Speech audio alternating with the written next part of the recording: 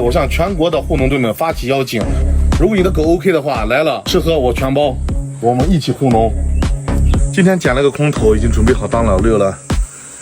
听说这的野猪比较贼，我今天要比他还贼。今天我们就把帐篷支在那儿，复合弓架起来，只要他今天晚上敢来，我就放狗放箭弄死他。OK， 我们的营地已经搭建好了，晚上不管几点你来，我都要干你。你看野猪已经猖狂到什么了？我们已经把营地搭到这里了，现在我们的帐篷已经搭好了。现在我把装备和我刚才去采购了点我吃的喝的，这3天我们就蹲坑蹲它。下来我们就把装备布置好。首先我们这一次来带了2把弓，一把是白天用的，一把是晚上用的。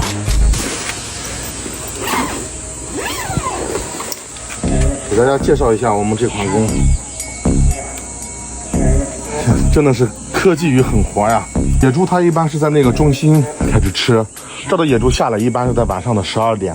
野猪的嗅觉和听觉它是非常发达的，是非常厉害的，但是它的眼睛还是看不到的。然后我们晚上的时候就不开灯，底下如果有热源的话，它会显示热源，然后用热源会出来一个十字星儿，然后我们用它瞄向它。晚上在不开灯的情况下，我们就可以去激发。因为明天开始就开始下雨了，下雨天的话，野猪也会从山上下来，然后我们就用白天的这把弓来对付它。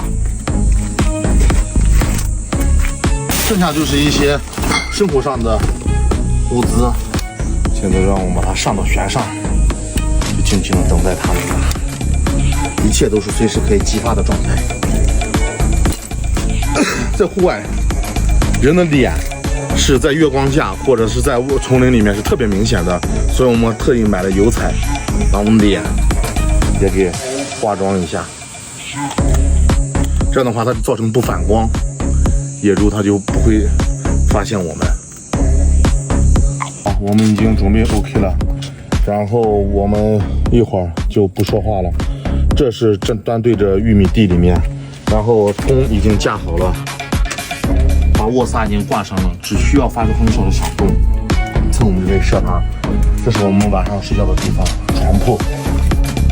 然后还留了一个秘招，我在10天前已经把我们有一条受伤的狗，就是少了一条腿的狗，在玉米地里面拴着保护这块玉米，但是野猪根本就不怕，所以它晚上只要它叫，我就能听得见，我就可以去射它。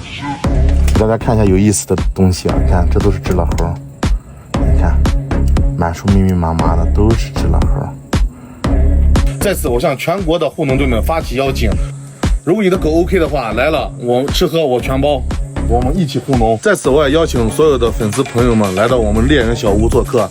白天我们搞生活，晚上我们打野猪。